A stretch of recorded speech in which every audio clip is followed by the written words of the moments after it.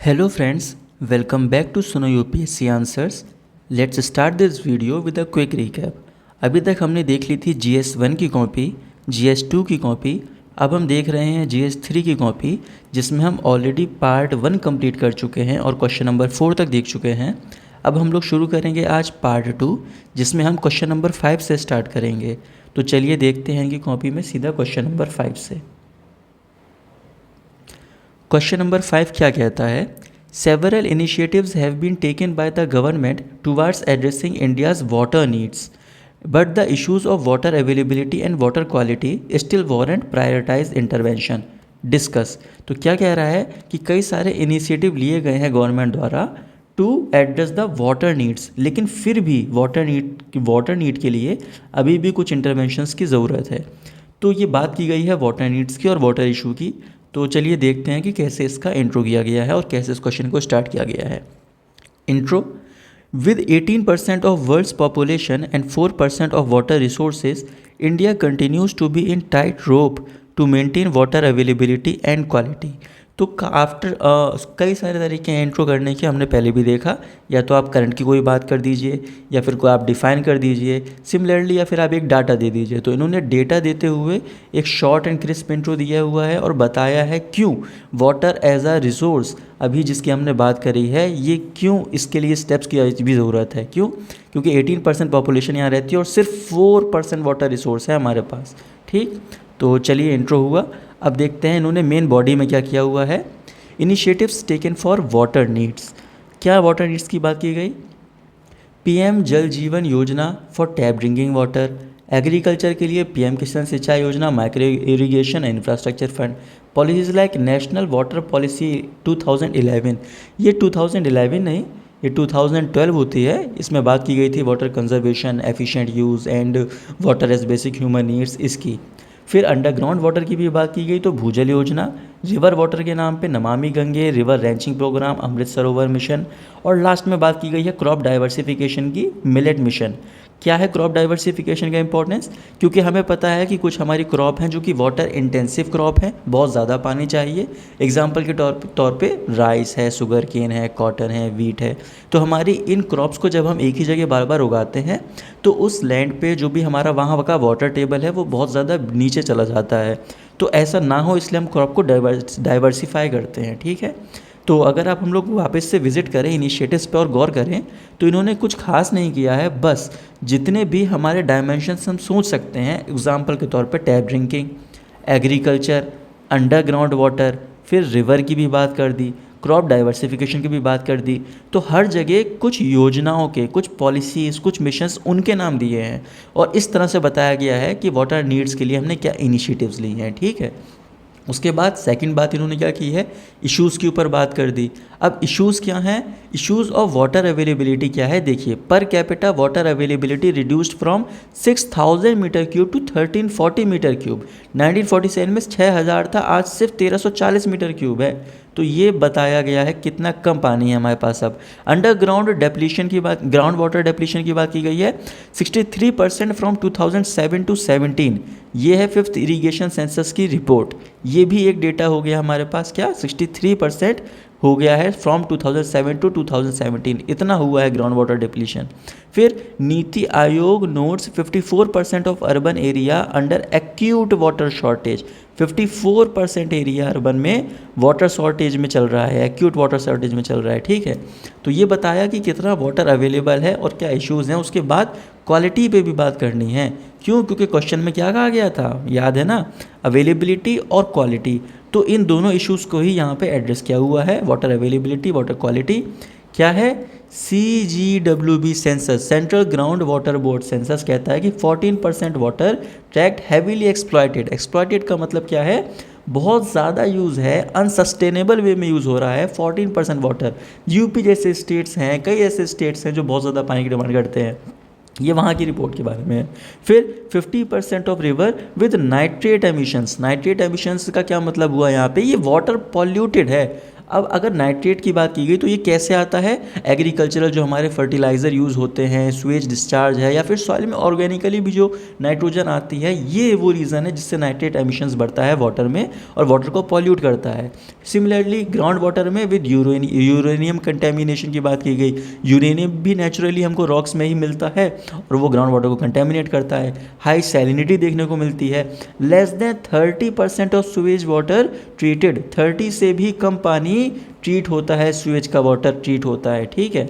तो यहाँ पर बताया गया कि क्या इनिशिएटिव्स लिए गए, फिर बताया गया क्या इश्यूज़ हैं, और फिर वे फॉरवर्ड देके क्वेश्चन को एंड किया गया। क्या बात है यहाँ वे फॉरवर्ड की, rain water harvesting by traditional method of ahar pyne and cascading, तो रेन वाटर हार्वेस्टिंग की बात की गई है। Subsidy rationalisation on rice and wheat, subsidy rationalisation, क्योंकि राइस वीट क्या है जिसकी हमने अभी ऊपर बात की थी, क्या कि ये वाटर इंटेंसिफाइड क्रॉप है, तो अगर इनको ज़्यादा सब्सिडी मिलेगी ये बार बार उगाए जाएंगे, तो ऐसा ना हो, क्रॉप डाइवर्सिफिकेशन हो, इसलिए इनकी सब्सिडी को भी हम लिमिट कर सकते हैं, ठीक है। फिर आगे और क्या बात की गई है, रिसाइकलिंग ऑफ वाटर, अरंदुर मॉडल, तो मॉडल की बात की गई, रिसाइकलिंग ऑफ वाटर की बात की गई। फिर Mihir Sen committee report, last में एक कमेटी के बारे में भी जिक्र कर दिया, report in strengthening central water commission and CGWC, hence to fulfil SDG 6 of clean water conscious policy of interventions are needed. तो एक लास्ट में कमेटी की बात कहते हुए इस वे फॉरवर्ड को कंप्लीट किया गया और कंक्लूजन पे लास्ट में SDG 6 की बात कर दी गई। हमने पिछले क्वेश्चंस में बहुत ज़्यादा देखा है SDG का यूज़ करना, कुछ कोड्स का यूज़ करना, जैसे कि अमृतकाल, एक भारत श्रेष्ठ भारत, इस तरह की चीज़ों को हम बार बार यूज़ करके देखा हमने कि कैसे अच्छा कंक्लूजन दे सकते हैं अपने आंसर में, ठीक है। तो एक वापस से एक नज़र डाल लेते हैं जल्दी से, क्या क्या इसमें हमने देखा है। डिफ़ाइन किया गया डेटा के साथ, इनिशिएटिव्स के नाम पे कई सारे मिशंस के नाम दिए गए अलग अलग एरिया में, इश्यूज़ की बात की गई तो अवेलेबिलिटी क्या है और क्वालिटी कैसी है, और फिर वे फॉरवर्ड करते हुए हमने ये 4 पॉइंट्स बताए और लास्ट में ऐसे कंक्लूड किया, ठीक है। चलिए ये क्वेश्चन देख लिया, अब चलते हैं अगले क्वेश्चन में। क्वेश्चन नंबर 6 क्या कहता है, what are the major drivers of glacial retreat in the Arctic, major drivers क्या है जिसकी वजह से ग्लेशियल रिट्रीट हो रहा है आर्कटिक में। Describe the potential impact of the retreat of Arctic glaciers on the ecosystem, तो आर्कटिक में जो ग्लेशियर कम हो रहे हैं उसके बारे में बात करनी है और उसके इम्पैक्ट क्या है इसके बारे में बात करनी। तो चलिए देखते हैं क्वेश्चन नंबर शुरू कर देते हैं हमारा 6। As per WMO, World Meteorological Organization, 40% of Arctic has lost its 40% of ice. Again, data का यूज़ किया गया since 1975, acting as one of the tipping point in Anthropocene destruction. Anthropocene destruction मतलब man-made destruction. तो ये man-made destruction के साथ बताया गया ये डेटा है, ये WMO ने कहा है। और एक शॉर्ट एंड क्रिस्प इंट्रो, हर बार जो हम देखते हैं कि 4, 5, 3 इतना ही होता है इंट्रो, बस इससे ज़्यादा नहीं, ठीक है। फिर आगे चलते हैं, क्या बात की गई इन्होंने मेन बॉडी में, major drivers of Arctic retreat, कुछ ड्राइवर्स बताए हैं आर्कटिक रिट्रीट के, क्या है, global warming due to rise in GHG greenhouse gas emissions fuelled by coal and oil. अब ग्रीन हाउस गैस बढ़ रही है और ग्लोबल वार्मिंग बढ़ रही है, उसकी वजह से आर्कटिक में आइस पिघल रही है, रेलेवेंट पॉइंट, ठीक है। आगे चलिए, urbanisation with increased use of AC fridge etcetera, AC और फ्रिज में भी जो हमारी गैसेस हैं CFC, HCFC वगैरह वो भी GHG हैं, उसकी वजह से भी ग्लोबल वार्मिंग बढ़ती है। सिमिलरली अगर हम देखें, deforestation and mining leads to high carbon emission, same GHG global warming, vehicular emissions and 2SOx concentration, agriculture has high carbon footprint with rice and sugarcane production. तो हम क्या देख रहे हैं, मेजर ड्राइवर्स की जो बात की गई है बहुत ज़्यादा डिफरेंट डाइवर्स पॉइंट्स नहीं हैं, बस इसको जस्टिफाई किया गया है कि जो ग्लोबल वार्मिंग है GHG की वजह से है, उसके एग्जाम्पल देते गए। AC फ्रिज की बात कर लो, हाई कार्बन एमिशन, N2X2, और यहाँ पर भी कार्बन फुटप्रिंट, हर एक चीज़ इसी पॉइंट से लिंक कर रही है। और इस तरह से हमने देखा कि कम नॉलेज होते हुए भी बस पॉइंट्स वही GHG के निकालते हुए कैसे हमने आर्कटिक रिट्रीट को डिफाइन कर दिया, एक ही रीज़न पे कि GHG है उसकी वजह से हो रहा है हमारा ग्लोबल वार्मिंग। फिर पोटेंशियल इम्पैक्ट की बात की जाए, इम्पैक्ट क्या है इसके, देखिए कार्बन एमिशंस बढ़ेगा, 92 billion carbon likely to be emitted by 2100। Of course, क्योंकि हमारी जो आइस है जब वो पिघलेगी उसके अंदर कुछ कार्बन स्टोर्स भी होते हैं, तो उसकी वजह से बताया गया एमिशंस। ठीक, methane emissions more than the total concentration of current CH4 level. देखिए कितना कितना जनरल पॉइंट कहा गया कि भैया मीथेन एमिशन भी बढ़ेगा, कितना, total concentration of current CH4 level से ज़्यादा बढ़ जाएगा। ये भी कोई बड़ी बात हुई, वही चीज़ डिफाइन कर दी। बट स्टिल ये हम देख रहे हैं कि कैसे पॉइंट्स को बढ़ाया गया, कैसे पॉइंट जनरेट किए जा रहे हैं आउट ऑफ नोवेयर। फिर राइस ऑफ डिसीज, चलिए ये एक बहुत ही अच्छा वैलिड पॉइंट है। क्या है? एग्जाम्पल दिया गया Russian anthrax breakage due to Arctic retreat. तो क्या है? रशियन एंथ्रैक्स ब्रेकेज हुआ था। ये क्या है? एक डिसीज़ थी ये जो 2016 में देखने को मिली थी कि आर्कटिक जब रिट्रीट हुआ था वहाँ पर, तो एंशियंट एंथ्रैक्स स्पोर्स थे जो कि लॉन्ग डेड रेनडियर जो वहाँ का एनिमल होता है उसके जो मरे हुए कंकाल वगैरह वहाँ थे, उसके अंदर से जब वो रिट्रीट हुई थी ग्लेशियल, तो वो वापस से एक्सपोज हुए इन्वायरमेंट में, और उसके अंदर से ये एंथ्रैक्स स्पोर्स निकल के आए थे। तो ये डिहाइड्रेटेड सेल होते हैं, बैक्टीरिया की वजह से कॉज होते हैं, और ये अगर जमे हुए हैं तो ये सालों सालों तक एग्जिस्ट कर सकते हैं। तो जब वापस से बर्फ़ पिघली है तो वो वापस से बाहर आए और उन्होंने वापस से डिसीज़ फैलाना शुरू किया। ह्यूमन में डिसीज़ नहीं थी, कंफ्यूज मत होइएगा, ये मेनली रेनडियर से शुरू हुई थी और रेनडियर में ही डिसीज़ थी। लॉन्ग डेड रेनडियर जो थे उनकी वजह से ये हुआ था, और वापस से रेनडियर, थाउजेंड्स रेनडियर थे जो लगभग मर गए थे, और इन्फेक्ट भी हुए थे ह्यूमंस, लेकिन उनकी संख्या थी लगभग डजन्स के आसपास बस। फिर जोग्राफिकल चेंजेस की बात की गई तो geographical changes like changes in ocean current movement, heating of seas, changes in AMOC etcetera, that is Atlantic meridional overturning circulation. ठीक है, तो ये जो कुछ करंट्स की बात की गई कि जोग्राफिकल चेंजेस आएंगे क्योंकि बर्फ़ पिघलेगी, तो ठीक है। फिर सी लेवल राइज होगा, ऑफकोर्स बर्फ़ पिघलेगी तो राइज भी होगा। IPCC की रिपोर्ट दी कि 1 सेंटीमीटर राइज हो जाएगा। इम्पैक्ट होगी indigenous population, loss of habitat होगा, जो वहाँ की पॉपुलेशन है उनका हैबिटेट भी जा सकता है। चलिए ठीक, तो ये कुछ बताए पोटेंशियल इम्पैक्ट क्या होंगे, और ये नेगेटिव ही इम्पैक्ट्स हैं, लेकिन फिर लास्ट में इन्होंने कुछ पॉजिटिव इम्पैक्ट्स भी बता दिए। क्या? 22% ऑफ अनएक्सप्लोर्ड ऑयल, बर्फ़ पिघलेगी तो अंदर से ऑयल के कुछ स्रोत हमको मिल सकते हैं, कुछ सोर्सेज मिल सकते हैं। फिर rare earth metals in Arctic, same चीज़, ऑयल भी मिल सकता है, अर्थ मेटल्स भी मिल सकते हैं। New source of energy, of course oil मिल जाए, कोई गैस मिल जाए तो ये न्यू सोर्स ऑफ एनर्जी हो जाएगी। और क्या बताया गया कि लेस शिपिंग टाइम, अगर बर्फ़ पिघल रही है आर्कटिक में तो कुछ नए सी रूट्स वहाँ पे आसपास खुल जाएंगे, तो इसलिए शिपिंग टाइम भी कई जगह रिड्यूस हो जाएगा। फिर ये लास्ट में कंक्लूड किया गया, कंक्लूड के लिए क्या किया गया? Arctic must be supported with collaborative effects and SDG 13 क्या था? क्लाइमेट चेंज था SDG 13, it must be met. तो यहाँ पर भी कंक्लूड करने के लिए SDG 13 का यूज़ किया गया, और ऊपर क्या किया था इसके बाद पहले वाले क्वेश्चन में SDG 6 का यूज़ किया था। तो इस तरह से हम देख रहे हैं कि कैसे कंक्लूड किया जाता है। एक नज़र मारते हैं इसके स्ट्रक्चर पे। क्या हुआ था कि WMO की रिपोर्ट है, आर्कटिक इतना इतना लॉस कर रहा है, क्या रीज़न है? Global warming, GHG, AC fridge कहते हुए कार्बन एमिशन, N2O XCS करके बताया गया कि क्या ड्राइवर्स हैं। फिर कुछ नेगेटिव इम्पैक्ट्स हैं ये वाले, क्या? Carbon emission, methane emission, diseases, geographical changes, sea level rise, impact indigenous population. कुछ पॉजिटिव इम्पैक्ट भी बता दिए गए, ये हमारे पॉजिटिव इम्पैक्ट थे, unexplored oil, rare metal, new source of energy, less shipping time, और लास्ट में कंक्लूड करने के लिए SDG 13। और इस तरह से इस क्वेश्चन को हमने एंड किया है। ठीक है, चलिए अब चलते हैं अगले question, question number 7। Question number 7, question 7 क्या कहता है? Space tourism which was viewed as something straight out of a science fiction movie is now becoming a reality, albeit not without hindrances. What are the challenges associated with space tourism? What measures can be taken to address these challenges? तो space tourism की यहाँ पर बात की गई है कि space tourism अब पॉसिबल है, सिर्फ एक फिक्शन नहीं है, और इसके साथ कुछ चैलेंजेस एसोसिएटेड हैं, और जो चैलेंजेस हैं उनको हम एड्रेस कैसे करेंगे इस बारे में बात करनी। तो चलिए देखते हैं इसका इंट्रो कैसे हुआ है। Space tourism is expected to rise to a $50 billion industry by 2030 with larger private sector participation like SpaceX. तो क्या बताया? एक डेटा दिया गया और ये बताया private sector participation like SpaceX, इन सब की वजह से स्पेस टूरिज्म पॉसिबल है। A perfect intro, why? Because it is a very short and crisp intro with a little data. तो मैं हमेशा कहता हूँ कि इंट्रो थोड़ा सा शॉर्ट ही हमने हर बार देखा और उसको शॉर्ट ही रखना है हम लोगों को भी। ठीक है, फिर आगे बात करते हैं, चलिए मेन बॉडी पे। मेन बॉडी की बात क्या गया है, चैलेंजेस की बात करनी थी, तो पहले चैलेंजेस दिए हुए हैं। Risk for human life, of course risk तो हो सकता है, तो वल्नरेबिलिटी इन स्पेस इंक्रीजेस।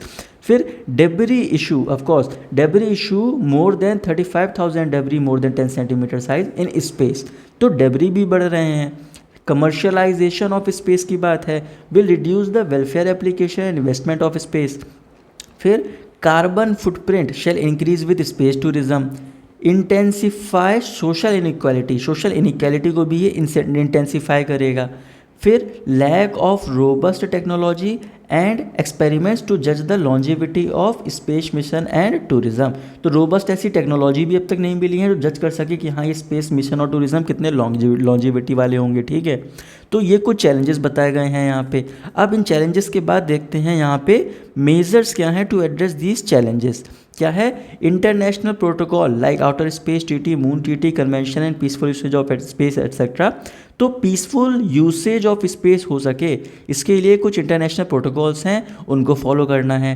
बात की गई है यहाँ पे डेबरी रिमूवल मैकेनिज्म की, like NASA's debris avoidance manoeuvre and ISRO's Netra, तो ये दोनों मिशन हैं जो डेबरी रिमूवल के लिए काम करेंगे। तो ये एक चैलेंज को बता दिया गया कि यह कैसे एड्रेस होगा। फिर larger private sector investment and facilitate usage of public infrastructure. Renewable mode of missions, JUICE mission of EU uses 100 kilometre square of solar panel. JUICE mission क्या था, ये है जुपिटर और उसके 3 आइस मून, तो JUICE मिशन था ये Jupiter उसके तीनों आइसी मून को एक्सप्लोर करने के लिए था। JUICE मिशन ये था 2013 if I am not wrong, हाँ तो तब का था ये, तो उसमें सोलर पैनल यूज़ हुआ था। फिर क्या बात है ये पे, और utilise the proceeds of space tourism for R&D and welfare activities. अब एक चीज़ आप लोग यहाँ पे गौर करिए, क्या है यहाँ पर जो हम लोगों को बताया गया चैलेंजेस, डेबरी इशू है, और क्या है, कार्बन फुटप्रिंट बढ़ेगा स्पेस टूरिज्म की वजह से, तो कार्बन फुटप्रिंट ये अनसस्टेनेबल चीज़ है। कमर्शलाइजेशन ऑफ स्पेस होगा और वेलफेयर एप्लीकेशन नहीं हो पाएगा स्पेस का, बस कमर्शलाइजेशन घूमना फिरना उसके लिए हो रहा है। तो डेबरी, कमर्शलाइजेशन, कार्बन फुटप्रिंट। अब यहाँ पे हम लोगों ने तो क्या किया था, तो डेबरी वहाँ पे हो रहा, यहाँ कह दिया डेबरी रिमूव करना है। बात थी वहाँ कार्बन फुटप्रिंट की, तो कह दिया भैया रिन्यूएबल मोड का यूज़ करो, एग्जांपल दे दिया JUICE मिशन का।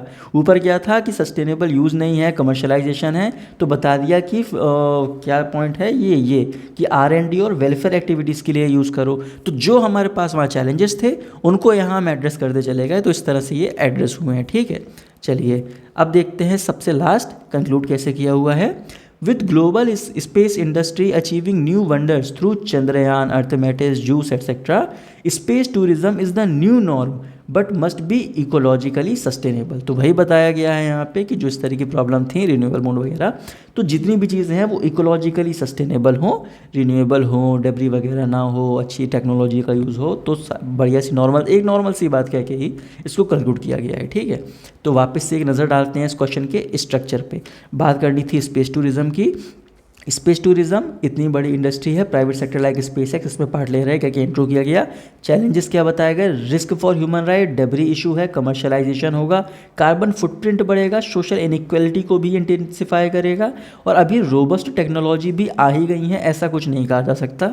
और फिर मेजर्स क्या है इन्हीं चीज़ों को चैलेंज करने के लिए, क्या कि पीसफुल यूसेज हो उसके लिए इंटरनेशनल प्रोटोकॉल, डेबरी रिमूव करेंगे, लार्जर प्राइवेट सेक्टर इन्वेस्टमेंट होगा तो पब्लिक इंफ्रास्ट्रक्चर के लिए वो फैसिलिटेट करेगा, रिन्यूएबल मोड ऑफ मिशन कर लेंगे, यूटिलाइज कर लेंगे space tourism for R&D and welfare activities. फिर लास्ट में इसी बात को कंक्लूड करने के लिए कहा गया कि ये इकोलॉजिकली सस्टेनेबल होना चाहिए। इस तरह से हमने इस क्वेश्चन को एंड किया है, ठीक है। चलिए अब करते हैं अगले क्वेश्चन को शुरू। Question number 8, Global health experts widely believe that the development of CAR T cell therapy can be a game changer in the treatment of cancer. How can CAR T cell therapy overcome the limitations of CRISPR-Cas9 technology? तो यहाँ बात की गई है CAR T cell therapy ये cancer को ज़्यादा better change कर सकता है और as compare to CRISPR-Cas9 technology, इसके बारे में बात करनी। तो चलिए देखते हैं कैसे क्वेश्चन ये हुआ है address. with high incidence of cancer fueled by modern lifestyle and enormous expenditure on its treatment, as said by Jairam Ramesh committee. Technological interventions like CAR T can be a major breakthrough. तो ये बताया गया कि cancer कैसे एक problem है और ये कैसे बढ़ रही है और कैसे CAR T एक मेजर ब्रेक थ्रू हो सकता है इस प्रॉब्लम से लड़ने के लिए। ठीक, चलिए फिर आगे क्या बताया गया, CAR T cell chimeric antigen response. अच्छा, एक चीज़ आप देखिए, इन्होंने बोल दिया शिमरिक एंटीजन रिस्पॉन्स, हाईलाइट भी कर दिया, ये होता है रिसेप्टर। ठीक है, तो शिमरिक एंटीजन रिसेप्टर। अब सोचिए कि फुल फॉर्म ही गलत कर दिया और हाईलाइट भी किया, तो देखिए टॉपर से भी फिर ऐसी गलती होती है, इससे हमें सिर्फ यही पता चलता है। तो अपना कॉन्फिडेंस हमको भी नहीं खोना है, मिस्टेक्स होती हैं, कोई बात नहीं है। फिर क्या है, CAR T cell uses genetic engineering to alter the immunity delivering T cell that could encode targeted protein to kill the cancerous cells। तो ये क्या कह रहा है, ये जेनेटिक इंजीनियरिंग मेथड है जहाँ पर जो हमारे टी सेल हैं जो इम्यूनिटी डिलीवर करते हैं उनको हम जेनेटिकली इंजीनियर कर देंगे, ये होता है हमारा CAR T। और फिर बात की गई है CRISPR-Cas9 की। This is an advancement to CRISPR-Cas9 technology where Cas9 protein was use with genetic scissor technology to encode targeted genes to tackle cancerous cells। दोनों के बीच में डिफरेंस बताया गया है कि अगर हम CAR T की बात करें तो ये जेनेटिक इंजीनियरिंग है, जो टी सेल जो हमारे इम्यूनिटी सेल हैं उनको जेनेटिकली ही इंजीनियरिंग करते हैं उस पर। लेकिन जब बात की गई है यहाँ पे CRISPR की, तो CRISPR क्या है, ये जेनेटिकली इंजीनियर नहीं करता, टी सेल को चेंज नहीं करता, बल्कि ये एक पर्टिकुलर पार्ट जो इन्फेक्टेड है उसको काट के अलग करता है, जेनेटिक सिजरिंग यूज़ करते हैं और फिर वहाँ पे एक दूसरा प्रोटीन Cas9 प्रोटीन वहाँ पे लगा दिया जाता है। ठीक है, ये दोनों में डिफरेंस बताया गया है। फिर आगे देखते हैं, क्या CAR T can overcome limitations of CRISPR-9। तो क्या है लिमिटेशंस जो ओवरकम कर सकता है, देखिए, requires minimal infusion in body and reduces frequency of hospital visits. तो पहला फ़ायदा क्या है, मिनिमल इन्फ्यूजन बॉडी और फ्रीक्वेंसी जो है हॉस्पिटल विजिट की वो कम हो जाएंगी। रिड्यूसेस रिस्क ऑफ बॉडीज रिपल्सिवनेस, तो बॉडी की रिपल्सिवनेस भी अगेंस्ट टू दिस थिंग वो कम होगी। Low cost and more scalable than CRISPR-9, low cost है, लेस साइड इफेक्ट है और targeted approach of CAR T has better prognosis and survival rate as compare to CRISPR-9। बताया गया कि better prognosis and survival rate है। CRISPR-Cas9 requires stringent laboratory condition for Cas9 protein to be activated. ठीक है, laboratory activity बहुत ज़्यादा चाहिए which is difficult to achieve. तो ये एक लिमिटेशंस थी CRISPR-Cas9 की। तो ऐसे करके हमने बताया कि कहाँ CAR T बेटर है। फिर लास्ट में क्या किया गया है इसको कंक्लूड करने के लिए, so cancer survivors are not warriors but the one who is going through the treatment itself is one. CAR T therapy becomes the largest weapon in this fight. तो ये एक पोएटिक वे में and गया है यहाँ पर, और कुछ भी नहीं बताया गया। क्या कि कैंसर सर्वाइवर वॉरियर वो नहीं होते हैं जो सिर्फ उनसे लड़ रहे होते हैं, बल्कि वो होते हैं जो उसके अगेंस्ट ट्रीटमेंट ले रहे होते हैं। A very poetic thing to say, CAR T therapy becomes the largest weapon in this fight. ठीक है, तो चलिए वापस से रिविजिट करते हैं और इस क्वेश्चन के लिए क्या स्ट्रक्चर यूज़ किया गया इसको नोटिस करते हैं और देखेंगे कि काफ़ी अलग है यहाँ पर स्ट्रक्चर जो इससे पहले क्वेश्चंस देखे हैं उसमें। तो क्या है ये इंट्रोडक्शन, पहली बात आप गौर करिए काफ़ी बड़ा हो गया which is not actually a very good thing. ठीक है, इससे पहले हमने GS1, GS2, GS3 देखे, ऐसे बड़े क्वेश्चंस और वेग इंट्रोडक्शंस नहीं होते, सो प्रोबेबली उनको नहीं पता था इसको इंट्रो कैसे करना है। यहाँ पे रिस्पॉन्स सेल लिख दिया, रिसेप्टर सेल है ये, रिसेप्टर टी सेल ऐसा लिखना था, तो ये भी एक गलती की गई। फिर ठीक है कोई बात नहीं, लेकिन आप गौर करेंगे इस CAR T सेल और CRISPR-Cas9 ये डिफाइन बहुत अच्छे से किया हुआ है, डिफरेंस बहुत अच्छे से बताया हुआ है। लेकिन एक प्रॉब्लम क्या है कि ये सेकंड पेज तक आ गया। सबसे बेटर क्या होता, इंट्रो का थोड़ा शॉर्ट रखते, फिर बीच में यहाँ पे लिख देते अपना CAR T, यहाँ लिख देते CRISPR और फिर यहाँ पर इसको डिफ्रेंशिएट कर देते, तो पहले पेज का जो प्रेजेंटेशन होता वो बहुत बढ़िया निकलता। तो 8th वाले पेज को हम लोग यहाँ 8th क्वेश्चन को हम यहाँ पे एक्चुअली में इम्प्रोवाइज कर सकते हैं। ठीक है, तो फिर सेकंड पेज की जब बात की जाए कि लिमिटेशंस क्या है, तो हाँ ये हम सीख सकते हैं। ये बहुत बढ़िया था कि लिमिटेशंस जो हैं वो बताया गया कि भैया मिनिमल इन्फ्यूजन होगा, रिस्क ऑफ बॉडी रिपल्सिवनेस कम होगी, लो कॉस्ट है, लेस साइड इफेक्ट है, टारगेटेड अप्रोच अच्छी है और CRISPR-Cas9 को बहुत ज़्यादा चाहिए थी लेबोरेटरी वर्क, CAR T को उतना नहीं चाहिए। तो लिमिटेशंस और जो लास्ट पेज का रिप्रेजेंटेशन है वो बहुत बढ़िया है और यहाँ पर जो इन्होंने कंक्लूड किया ये भी चल जाएगा। ठीक है, तो इस तरह से हम क्वेश्चन नंबर 8 को अच्छे से एड्रेस कर सकते थे और आज के हमने सारे क्वेश्चंस को देख लिया। ठीक है, उम्मीद करता हूँ आपको ये सेशन किसी भी तरीके से यूज़फुल लगा होगा। अगर अच्छा लगा है तो प्लीज़ इसको शेयर करिए और चैनल को सब्सक्राइब करिएगा। फिर मिलते हैं जल्दी ही पार्ट 3 के साथ, जहाँ पर हम लोग क्वेश्चन नंबर 9 से शुरू करते हैं। Bye, thank you.